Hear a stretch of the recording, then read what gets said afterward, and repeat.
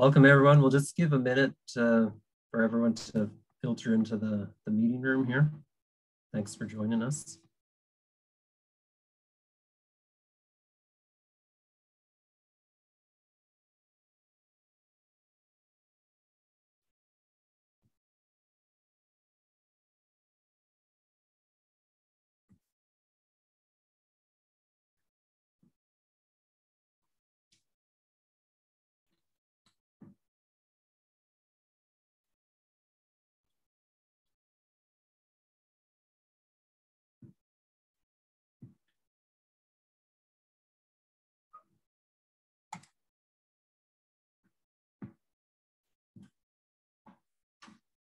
Okay, I think we'll get started and maybe a few more people will join us in the next minute or two, but I'd like to welcome everyone to this month's CIM MES discussion group. David Robson, I'm the host of today's event, and we're very pleased to welcome Dr. Andrew Mitchell of Mackenzie. Before we jump into it, I'd like to thank our sponsor, the Schulich School of Business Executive Education Center, for hosting us on their Zoom platform. And just a couple of housekeeping notes. Please use the Q&A function as part of the Q&A session at the end of the presentation to post any questions you have as it comes out over the course of the meeting. So yeah, Dr. Mitchell will be presenting on Cinderella search for the hunt for green nickel. I'm very looking forward to what he has to say. He's many years of experience in the nickel industry, you know, a leading authority on the nickel market. And I was trying to think of some clever one-liner about glass slippers or fairy godmothers, but coming up short. So I'll just turn it straight over to him and take it away. Thanks, David. And actually, looking at some of the names on the participants list, I am well underqualified to be on this as an expert. But anyway, it is with great pleasure that I'll be presenting virtually at this Management and Economic Society of Canadian and Institute of Mining, Metallurgy and Petroleum meeting in April. It's a real pleasure to bring just a few discussion points rather than real factual points, I suppose, and ideas, which I hope you'll find interesting, and I hope will encourage some Q&A. And I genuinely will welcome your questions and your thoughts and your feedback.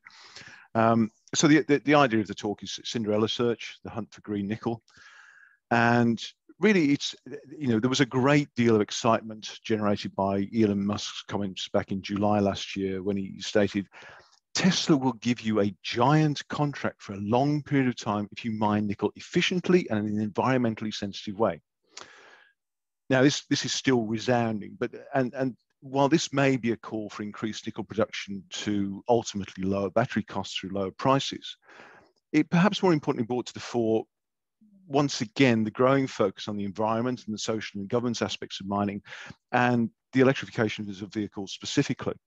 And while it's accepted that producing nickel units required for electrification going forward could be challenging, if we are to be selective on the nickel units to be used based on their ESG footprints, then meeting that challenge becomes increasingly difficult. And I'll try and discuss some of the key issues around the environment and social governance aspects, which could constrain nickel supply for the energy transition journey in the coming years. But actually, in many ways, these same constraints will also provide opportunity, and particularly, I think, in the recycling sector. So I hope you find it interesting, and I welcome questions and feedback at the end, and I will try and answer as best as I can. Here we go. So, obviously, metals' role is an enabler. It's a beneficiary, or can it be an inhibitor? And they're an essential component, obviously, of the energy transition journey. And without the ability to secure cheap and reliable and sustainable metal supply, then the speed of transition may well be slowed. And this chart here is really trying to show a couple of things, and maybe it's overly complicated for that. And I want to focus on a couple of issues around it. But really, it's looking at where demand currently is and where demand would grow to, or the growth in demand that's required to meet the 3-degree base case scenario that we currently look at in-house, but also the additional demand that would be looked at the 2-degree trajectory. That is to say, the limitation on temperature rise over the coming years to prevent, basically the planet melting down and us all frying. And I want to focus really around the EV situation, because that's the thing which is getting people excited about nickel in particular. I mean, clearly, copper, aluminium, nickel, cobalt, and lithium are the key drivers for this energy transition scenario. And while copper, cobalt, and lithium may be quite entertaining, actually nickel is the sexiest metal on the planet. So that's what I'm going to focus on. It's actually what I know about as well.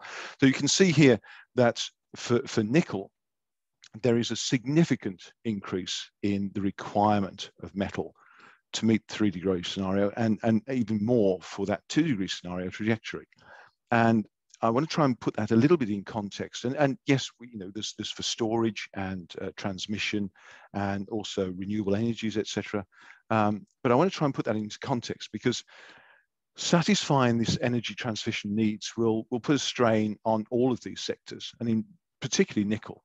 And extracting and processing enough metal to support a 2-degree trajectory will require a huge increase in capacity, and actually approaching, indeed, the numbers now are probably over $1 trillion of investment over the next 15 to 20 years. And much of that, obviously, it's around copper because of the transmission and et cetera, and aluminium. But nickel, to look at that, it's $150 billion that's required over the next 15 to 20 years. And to put that in context of what we've seen between the 2005 and 2019 period, we've had about $85 billion spent on additional nickel capacity. So clearly, we need to do a lot more in the next 20 years than we've done in the past 20 years. Copper's similar in terms of double, aluminium not quite so much. I don't have the history for cobalt and lithium, but you can see they're not insignificant numbers. And there's a question of how this will impact sort of, the net zero target, because based on existing energy sources, actually all of that additional metal would contribute another 12 billion tons of carbon by 2040. So to achieve the 3-degree scenario, we need to reduce our CO2 emissions down to about 650 billion tons per annum globally. If we're going to head towards that 2-degree scenario, and I know these days there's talk about the 1.5-degree scenario as well, but let's stick with this for now. So we're looking at reducing emissions to 525 billion tons over the 2020 to 2040 period. Now, by doing that, obviously by producing the metals that are required for the electrification, then you are adding to that CO2 footprint. And aluminium is pretty significant, although there are technologies which might enable aluminium to be lower than that. But just focusing on nickel, I mean, nickel would add 1.2 billion tons of additional CO2 over that period of time. So let's look at the CO2 curve, and I want to discuss this in a little bit more detail, really in the context of what has happened or what's been announced over the last couple of months. So this is the nickel industry CO2 curve for 2020. And I'm highlighting in the lower end there just a few which are moving towards their own nickel sulfate production or are intermediate producers. So Terrafame is obviously moving to producing its own nickel sulfate on site this year from the mixed sulfide it produces from heap leaching. Ramu produces an intermediate called the mixed hydroxide, which is for the most part shipped into China and is turned into nickel sulfate for batteries there. Nickel West is about to start nickel sulfate production through its sulfide route. And you can see at the top end there, which is something that people have spoken about a lot, is the nickel pig iron production in China, but also in Indonesia. And what's interesting here is that we saw nickel prices rising from basically last April, so April 2020 through until about March when was the announcement? March the 3rd this year, at which point they stopped rising and fell broadly speaking, 17 to 20% over the course of 2 days. And the reason for the rise, in part, and obviously there's many issues adding to why things happen, but one of the drivers for the price rise was that while the market balance was one of surplus, that surplus was deemed to be through the growth of class 2 materials in Indonesia. So there was a huge amount of growth in NPI capacity and capability being added in Indonesia very rapidly. And so the market was in surplus, but the market makers didn't really care because that's class 2 and you can't use class 2 for batteries. For batteries, I want class 1 and I want intermediates. That's all I'm bothered about. And then on March the 3rd, I may have the exact date wrong, but in March this year, Tsingshan announced that it was going to start producing matte from nickel pig iron. So matte from a class 2 material. And we had always said that at some point, somebody was going to not produce nickel pig iron in Indonesia. They were going to produce matte. And in fact, Huayu were looking at that very closely, but they have not been the first off the block. And the surprise really was that it was Tsingshan that made the announcement. Although perhaps had it not been Tsingshan, it wouldn't have had the impact that it actually had in the market. Now, you can make nickel sulfate from anything that contains nickel. So the fact that it's being made from a class 2 product like NPI is not a surprise. It can be done. It's just a question of economics. And this was always the issue, was how practical and how economic was it to turn ferronickel NPI into matte and then into nickel sulfate. Well, Tsingshan are producing NPI at, for the sake of argument, $7,500 a ton. You can turn that NPI into matte by the addition of sulfur. There's very little additional energy requirement because the addition of sulfur is exothermic for the most part, well, completely. So the required additional energy is limited. And then you have to move that material, obviously, to somewhere else to be refined. But actually making the matte probably costs you an extra, I don't know, couple of $1,000.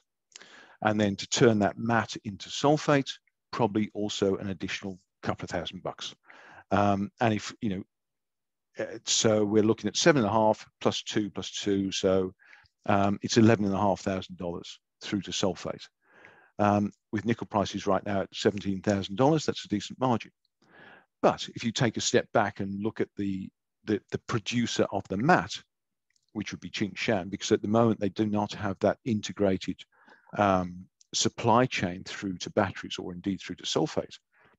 Unlike what they do in stainless, and just taking a step back at the moment, if I may, Tsingshan at the moment buy nickel ore in Indonesia and they produce stainless steel. The nickel price in between actually does not impact their business. And that's not strictly true because now there is a government regulated price which is related to the nickel price internally. But the relative impact of those nickel price changes are quite small on that ore price compared to the overall swing of the nickel price. So in many ways, they are independent of the nickel price. So they buy ore, they sell stainless. Nickel price doesn't matter.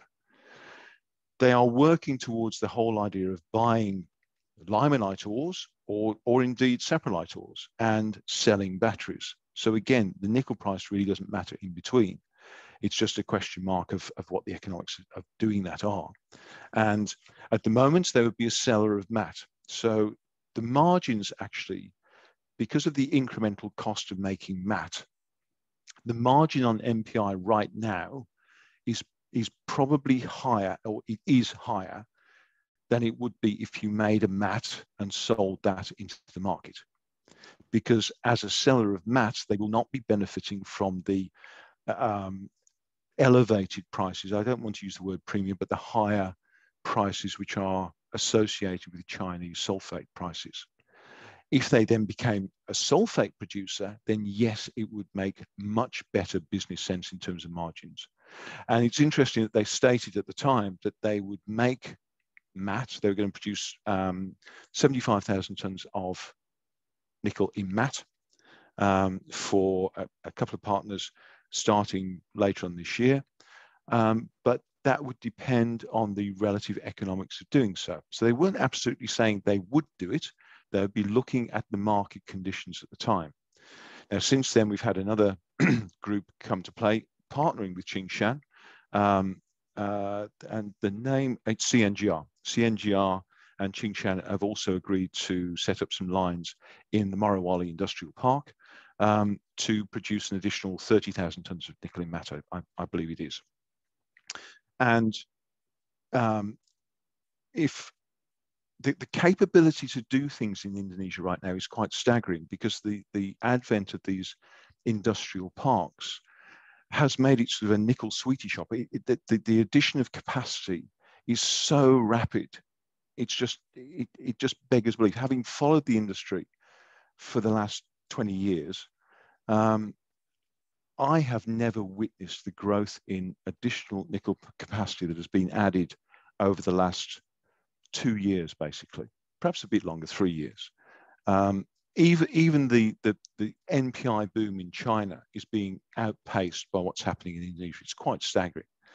But anyway, so they can add these lines really quickly, and so the potential to add quite a significant amount of nickel matte production and therefore add to nickel sulfate production is enormous. However, where I put that long conversation in is that how acceptable is that battery going to be given this high CO2 footprint from which it comes? Because you would look at Terrafame, you'd look at Ramu, and you'd look at Nickel West and say they have a much lower CO2 footprint than this nasty, dirty stuff in Indonesia. So why do I want to touch that? Well, for China, with all due respect to China, it may not be a problem, because what they are trying to be is self-sufficient in their nickel units and their needs for nickel, for electrification and the whole thing. The other thing is that Tsingshan have indicated they want to move towards renewable energies. They also stated not long ago, because there was a bit of an outcry about the whole thing, and yeah, you're going to make matte, but what about the CO2 footprint? Well, then they indicated they would be installing solar power and wind power and potentially ultimately some hydropower to provide the energy requirements for this production. Now, while what they indicated would certainly be nowhere near enough to provide the required power for the whole of the Morowali Industrial Park, it could provide sufficient energy for a number of specific lines which were dedicated to producing matte. And maybe that then becomes globally acceptable. Coming back to Elon's comments about nickel efficiently and environmentally sensitive way, well, maybe it starts to become much more environmentally sensitive. But for the moment, it's not really meeting those emissions feelings within a global context one feels. Just moving on to where projects start to sit going forward. This is highlighting what we consider probable projects at the moment, the 6 of them. There's Platreef in South Africa and Odysseus in Australia, both sulfide operations. And I must stress that this is taking those concentrate producers and adding on additional emissions for the smelting and refining process. We are taking it through to finished nickel. And the same for Ramu on the previous thing. So we're adding addition for that refining into finished nickel products. Interestingly, you have 3 here, which are the 3 high pressure acid leach plants in Indonesia. And this was another concern within the industry and within the market, is that, okay, we're going to start to see HPAL production in Indonesia, and it's going to be cheaper because that's what they've said. And so we're going to see a proliferation of it in a similar way to we saw with MPI, and so it's game over for nickel. However, just coming back to the CO2 footprint, yes, they are lower, mainly because you are utilizing some of the energy from sulfur burning to generate power or steam and heating and what have you. You do have emissions, obviously, from the acid neutralization. because there'll be excess acid, which you have to neutralize, which will generate CO2, and you obviously have CO2 emissions from the acid consumption itself, from the gangue minerals in the ore. But in general, they are certainly lower than the MPI operations within Indonesia.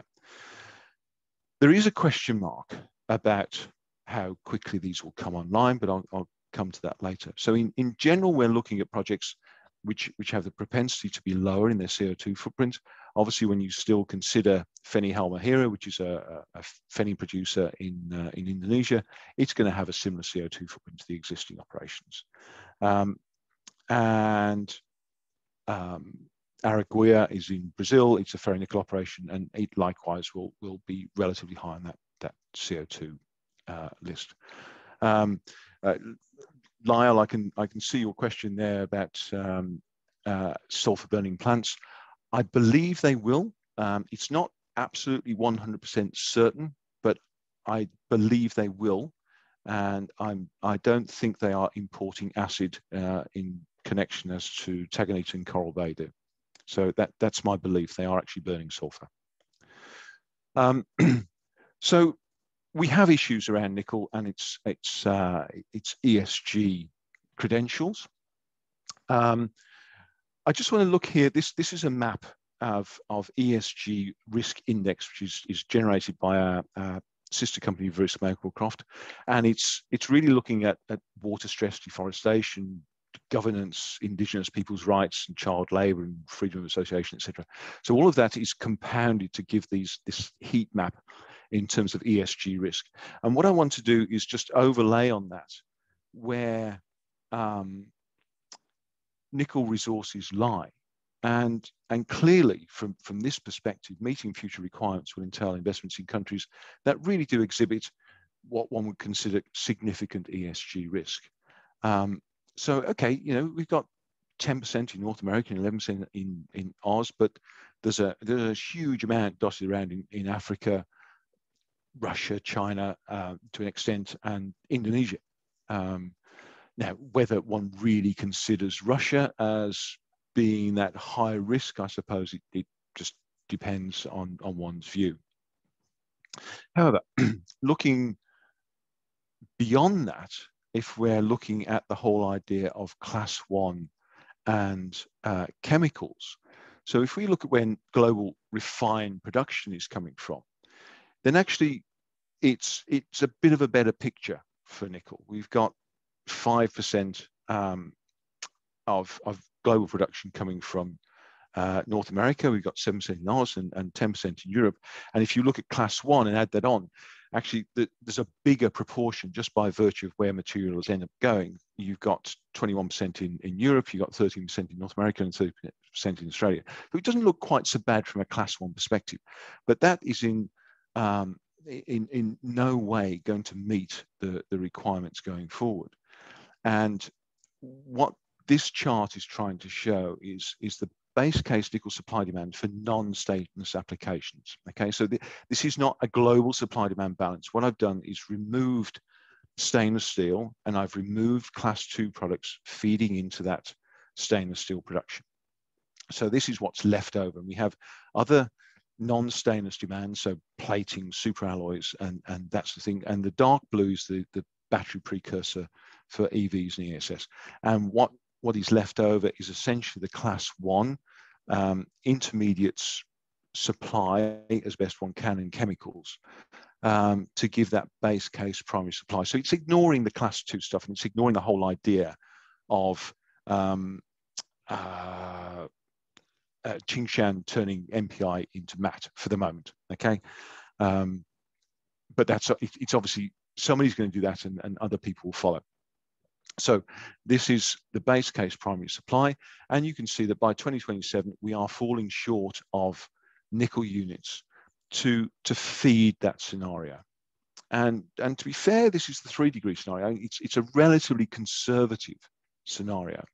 And if then we try and overlay some ESG considerations onto that, then what I've done here is remove the China components of both, in essence.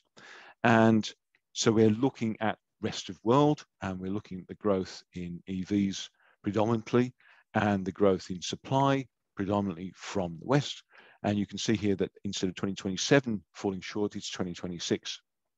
So it's it's excluding any high risk ESG regions and takes just ex demand China. Now, what one has to consider here is how quickly can nickel projects be developed? And in reality, it's between 5 and 10 years between starting to build and reaching capacity. It can be a lot longer, and certainly from discovery to starting up, it can be 30 to 50 years. And Barro Alto was discovered about 30 years ago, and it only came into production in 2011 or something like that. Anyway, so if I have a project right now which is ready to go, I have to go out and get finance, and I have to get it built, and then I have to ramp it up. So if I wanted to build Scone in Australia, and if anybody is from that company on the line, I apologize for picking on you. It's not you specifically. I'm just choosing that as an illustration. It's probably going to take me a year to get the finance at best, assuming I've got a full bankable feasibility study. It's then going to be a 2 to 3 year build. And then with the best will in the world for a high pressure acid leach plant, it's going to be a 5 year ramp up to capacity. So that's 8 years at least. We are now in 2021.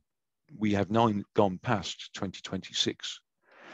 So, okay, the Chinese are putting high pressure acid leach plants into Indonesia. They can build them a lot quicker, and they can build them cheaper. And I would come back actually to the whole idea of getting finance right now. There has been a huge amount of excitement around the electrification journey, but one is not seeing banks putting their hands in their pockets and bringing out the checkbook. They're still very worried about the whole scenario. Yes, everybody's quite excited about it, but there is still a number of swords of Damocles hanging over their heads in terms of what's happening in Indonesia. How is that map production going to pan out? Are we really going to be short? Is the electrification going to be as rapid as everybody talks about? So it's all fine and dandy on paper, but there's still a lot of concerns about the reality of the situation and what could interfere with that. Coming back to the HPALs in China, Indonesia, the Chinese HPALs in Indonesia. Yes, they will build them quicker. I mean, back in 18, 19, when Tsingshan announced that it was going to build an HPAL plant in Morowali. It was going to build 50,000 tons for $750 million, and it was going to be operational by the end of the year. Clearly, that hasn't happened. QMB is nowhere near being built as yet. They won't build it for $750 million, and it won't produce 50,000 tons of nickel that quickly. But right now, Ningbo Ligand is commissioning. It was built for around about $1.6 billion. We don't know the exact number as yet. And they will be producing, capacity-wise, somewhere around 35,000 tons of nickel. So in terms of capital intensity, yes, it's lower. Question is, will they beat chemistry? Will they actually be able to get to capacity within 2 years? And our belief is absolutely not. These are very complex processing plants. So while they can, they is rather a pejorative term. So while they can be built more quickly with the will and the favorable conditions of having industrial parks there and infrastructure already in place, it's a question of how quickly can these ramp up. And it's not a question of the nickel content. It's going to be 1.5% nickel, 1.2, 1.5, 1.1, 1.5. That nickel doesn't really enter into the equation in terms of how quickly you ramp up. It's 99% stuff. And it is that stuff which is messing up your process in terms of interfering with that balancing of acid consumption, scaling and heat and power, withdraw, and all the rest of it. And understanding that stuff is really key to getting high pressure acid leach plants up and running quickly, and blending your ore carefully to get those up and running. And given that potentially this ore feed is coming from disparate areas, that blending is going to be key. And we genuinely don't believe that they're going to beat that 5-year ramp up. So even though Obi's starting now, it's going to be 2026 really before they start hitting their straps, is our view. Come back to me in 6 months' time and slap me with a fish if I'm wrong, but that is our absolute belief right now. They are complex plants. Ramu took 6 years to get to capacity. It is operating really, really well right now. It's very cost efficient, and it's operating above nameplate capacity, and has done for the last couple of years, month on month. So fair play to them, but it did take a while to get there. So there's experience, which they may be able to use, but each ore body is different, and it's going to be tricksy. So I've banged on about that, but this constraint and difficulty in bringing nickel to bear to the market in a relatively short space of time, it provides opportunities, and there are other things at play, like recycling and sourcing and reshoring directives. So this EU battery directive, which is under consideration, it may well have been passed by now, but I don't think it has, but it's certainly under consideration, in that all batteries sold in Europe must declare their CO2 footprint. I think that's going to become a bit more of a standardization probably around the globe gradually. And they must have a compliance with maximum CO2 footprints by 2027 is what being proposed. And also in terms of recycling, collection rates need to rise from the current 45% to 65% by 2025, and then 70% is proposed by 2030. And likewise, you need to declare what your recycled content is, and they are specifying indeed minimum recycled contents to these materials. So the EU batteries, so 12% of the cobalt and 4% of the nickel by 2030, and that rises to 20% and 12% by 2035. So they're aggressive targets. Whether they will be met, one can obviously question, but they are aggressive targets, and they are trying to be pushed through. And what I would say is that perhaps the one thing that has been good in terms of the outcome from COVID is that it has probably given a bit more impetus to the whole idea of the energy transition. It's given a bit more impetus to the idea of actually we can't rely on individuals to be able to provide us with the materials that are required for us. So the breakup of transportation chains through the COVID restrictions has meant that many regions and countries have looked at themselves and said, actually, we need to be a bit more self-sufficient in stuff than we currently are. And that's no bad thing, really. And just looking to the US, again, with this whole reshoring situation, that vehicle manufacturers will have to certify that 75% of their components are made in the region by 2023. Again, it's going to be a tough ask if this is actually accepted.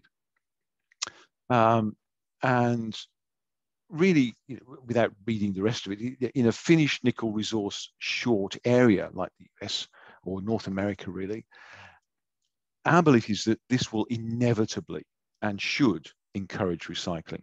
And it's something we're seeing already. And I'm singling out life cycle here only because there are a number of companies within the US which are, and North America in general, which are really looking at this whole recycling issue and progressing forward.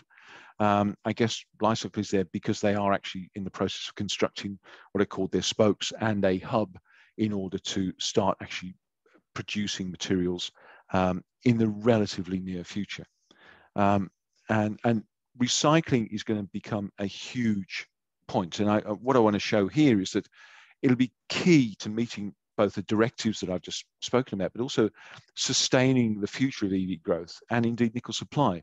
What I've overlaid here is essentially that same chart, ex-China, with our view on the additional supply from just recycled batteries.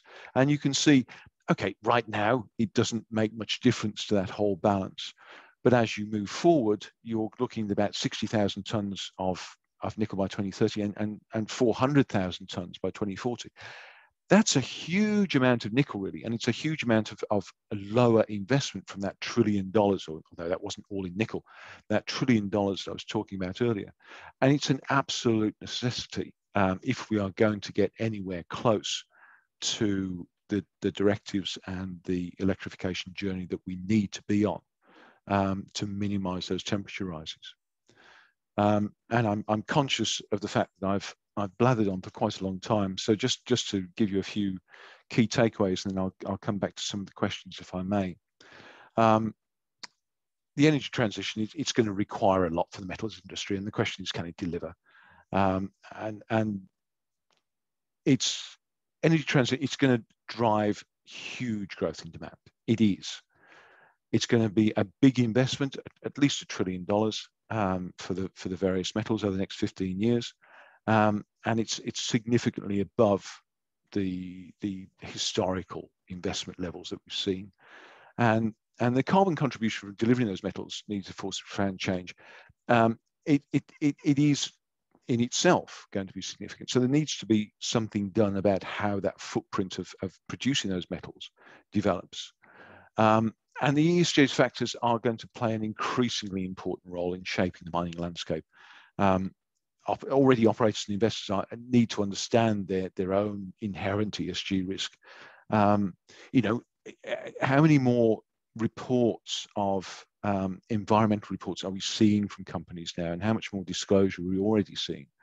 And it's not just a nice to have, it's got a major impact on the ability of companies to incentivize and ultimately fund projects. These same constraints will provide it's a massive opportunity, I think, for recycling, and it's going to be one of the key components of future nickel supply. So I'll stop there.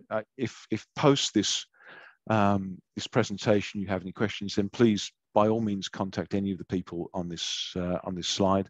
We'll be delighted to engage with you and chat with you. Just looking at the questions here that I can see, Jane Spooner, other issues around the sulfur supply to this production. I could actually probably give you another half an hour on this one, because I think it's really interesting, in that obviously quite a lot of sulfur comes from oil refining. So as we move away from the use of oil, do we start to have a sulfur shortage? And I don't know. I mean, at the moment, no is the answer. There is not an issue around sulfur supply. But in theory, there is a genuine potential that there could be an issue around sulfur supply. And then we have the constraint as to how one generates that sulfuric acid. Oh, well, sulfuric acid generation is not going to be an issue, but it's that beneficial bit of burning sulfur and the power generation it provides. Terence, oops. Ooh, too many. Hold on, sorry, jumping around way too much. Where's the stainless scrap equation and the battery recycling in due course? Well, stainless scrap, stainless scrap is already in there. That's the demand numbers are net of stainless, and there's no question in our mind that gradually stainless scrap utilization within China will increase. I mean, let's take a step back. Within the US and Europe, there's a huge amount of scrap used already. I don't know what the exact scrap ratio is for those two particular countries together, but it's probably around about 70%. So in terms of virgin nickel consumption, actually, between the two, it's relatively modest. But within China, at the moment, the scrap ratio is relatively low. It's less than 20%. The industry is maturing, and it obviously has the real capability and possibility to go well above where it currently is, and so scrap could increase, and therefore the demand for nickel in stainless in China would be lower, and therefore nickel units could go elsewhere. So yes, there's an offset. In terms of class 1 nickel usage in stainless, that has already fallen to really quite low levels. They've thrifted that out already. PC Valley also makes mass have their own hydro dams.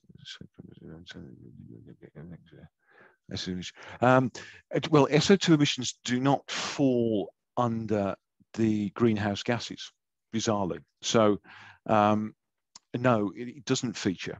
But in theory, as long as you're capturing that SO2, then it shouldn't be an issue, or it shouldn't be a major issue. But as we well know, there have been a number of operations around the world which have not had acid capture, or at least insufficient acid capture, and it has been a problem. It's outside of that CO2 emissions equation and greenhouse gas warming. And yes, Terence, you spoke, and there are brownfield nickel capacity possibilities. Yes, there are. But again, are we genuinely seeing growth in brownfield production? No, we're not massively. Forgive me, I just need to, goodness me, dual pricing, bah humbug. No, I'm not I'm not in favor of this dual pricing situation. Yes, of course, there is the view that nickel sulfate is selling at a premium right now, which it is selling at an elevated price, and class 2 materials like ferronickel and MPI are selling at a discount to the LME price. The question is, how relevant is the LME price anymore? It is a benchmark price that is still used. In reality, most demand is in China, so we're looking at the Shanghai price. In reality, most of the nickel that is sold is ferronickel and MPI, which is at a discount. So what is the relevance of the LME price anymore? And that might be mildly controversial and probably takes a longer discussion to be had than we have here. But if there's any subscribers to Wood Mackenzie's research, we did put out an insight on this last year, just discussing those terms. Yes, nickel sulfate sells at a premium. Why does it sell at a premium? Well, if you think about it, if I have to go to a third party to buy my nickel sulfate to make my batteries, they will have had to produce it, and they may well have been through the dissolution of purchased briquettes. So I'm having to buy nickel briquettes from the market at maybe $200 premium, $150, $200 right now, and I'm having to dissolve it. So I've got acid, labor, kit, and then I'm having to maybe purify it to an extent, but certainly crystallize it. And so that's costing me money to do so. And it may be $1,000 per ton or $1,500 per ton. So there is a necessity that nickel sulfate should be at a higher price than the nickel price that I have paid. And then there's an additional value on top of that because I've had to buy the kit to actually do it. Now, as many of the battery makers are moving to securing their own production facilities or investing in their own production facilities, that third-party market is going to diminish, and therefore, why would there continue to be a significant premium on nickel sulfate? Because there'll be fewer and fewer purchasers going into that third-party market to actually secure nickel sulfate. So I'm not a great believer in it, and certainly if you're looking at valuing projects and looking at the ability of a project to get finance, I would say value it on the nickel price forecast, because that's difficult enough already. Definitely do not say, well, we're making nickel sulfate and we're going to get a $2,000 premium. No, no, no, no, no. If it works at the nickel price and you get a premium, it works better. Certainly, in my mind, it's better to look at that valuation at taking a discount to the nickel price, i.e. it doesn't get what's been spoken about. And does it still make good money? Does it still make a return? If the answer is yes, then we're fine.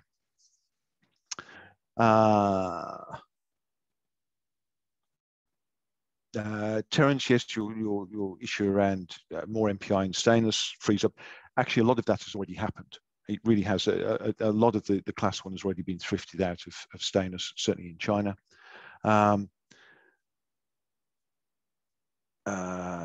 Keith, the China distorted the nickel market with MPI, with conversion of MPI to class 1, not cause similar disruptions. Well, it already has. And it doesn't have to go to class 1. Just the whole idea of going to MAT was sufficient to put the heebie-jeebies under the market. And the nickel price lost 20% within a couple of days.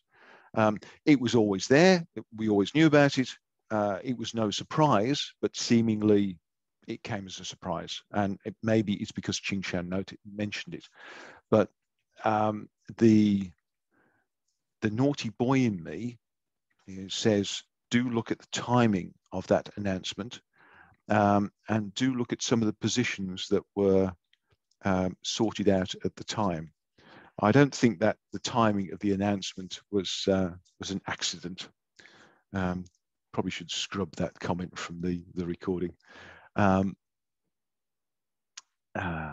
is Elon Musk going to do with Valley, New Caledonia?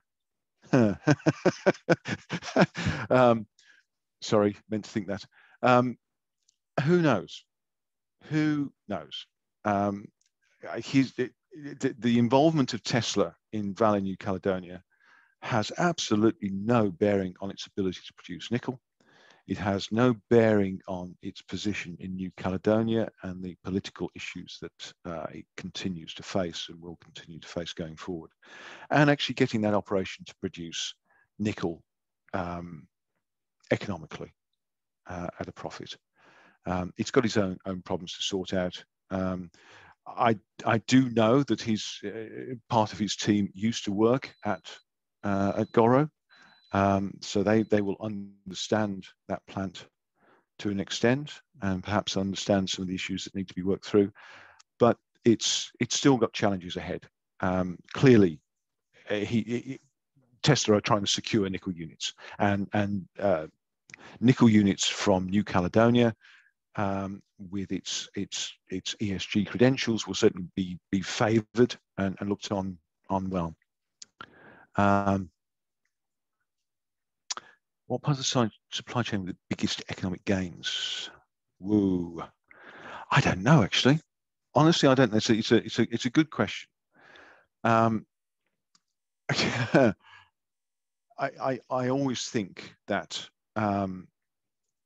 many a good deposit is ruined by mining.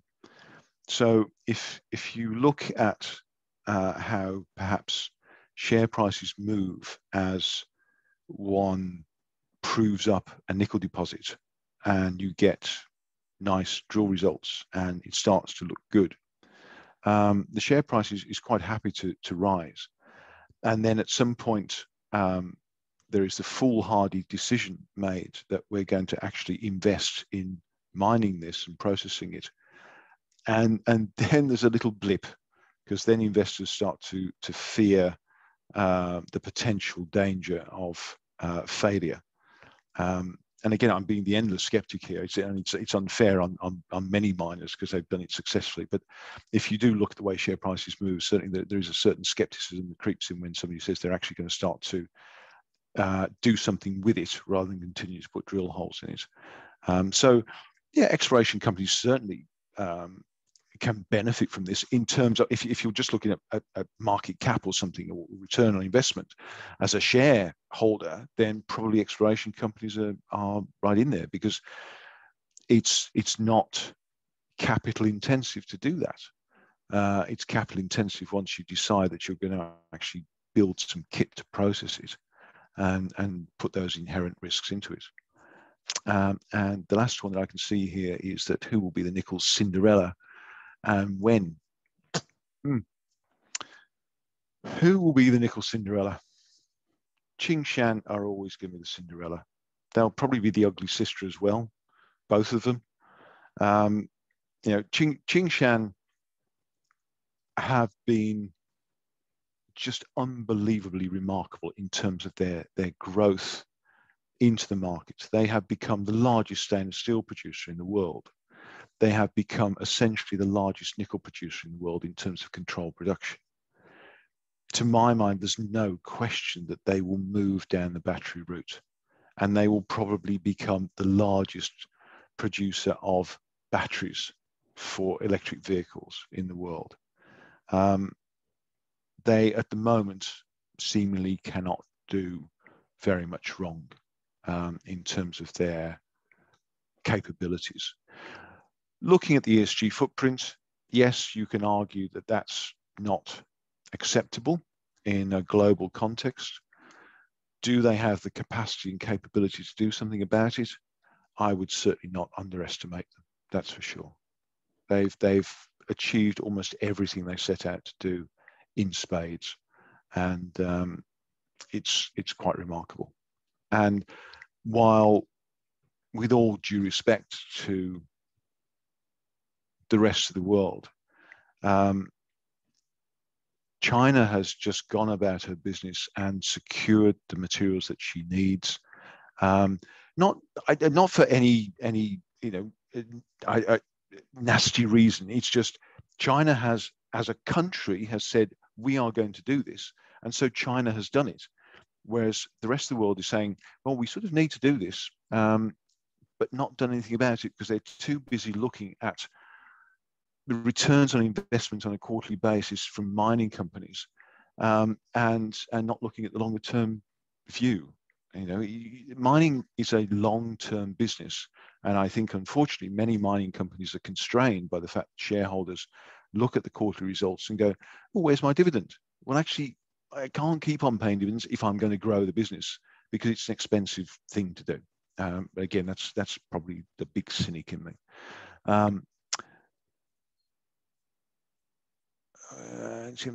Static other metals substitution.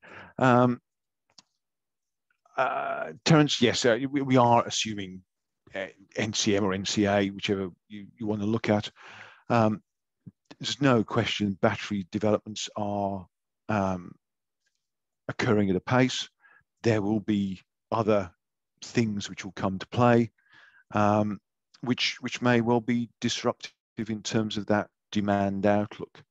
So for sure. But what I'm talking about here is our current outlook of what's known rather than what we're trying to guess going forward. But you're absolutely right. Battery technology is changing dramatically and quickly, and there will be disruptions to it, and something will possibly come out of the woodwork. How can North American miners, producers, battery makers, automakers counterbalance Tsingshan and secure our own supply? I'm afraid it's investment. You know, if I, again, I'm sorry to sound cynical, because I love this industry. I love it to bits. It never ceases to make me smile and cry and laugh, sometimes all at the same time. And I admire anybody who enters into the nickel industry. But if you look at the issues that Polymet, for instance, which would be a very, very tiny nickel producer, it's mainly a copper mine, but Polymet have had to jump through hoops left, right, and centre to try and get their operations permitted, and it's been incredibly difficult. Eagle had problems. They, you know, I can't remember how long they were trying to get permits for, 7 years or something mad, and Polymet have certainly been going for at least that long. And it's quite right that permitting should be stringent, and that operators and miners should be enforced to do things appropriately and correctly in order to develop these resources. But at some point, there's a point where it seems to go a bit too far in terms of it becomes a not in my backyard situation. And you know, to be honest, if somebody wanted to start digging up the park outside my fence, I wouldn't be too pleased about it. So I can understand that. I think it's easy for me to talk about it in that way. But I think these days mining, for the most part, is done in as an environmentally acceptable manner as can be hoped for, certainly in most jurisdictions. And you know, really, North America is going to have to step up to the plate and increase its nickel production, its other metals production. It has the potential. It's got some difficult deposits, but there are other deposits which are perhaps not so difficult, and it's going to take investment, and it's going to take commitment from the government, I think, to assist in that development. Which of the Canadian large-scale low-grade sulfides will be developed first? I am acutely aware of some people on this call, and I don't think I'm going to answer that one. I'm going to chicken that one, if I may. Email me separately, and I might answer it that way. But I apologise. I'm not going to answer that one directly.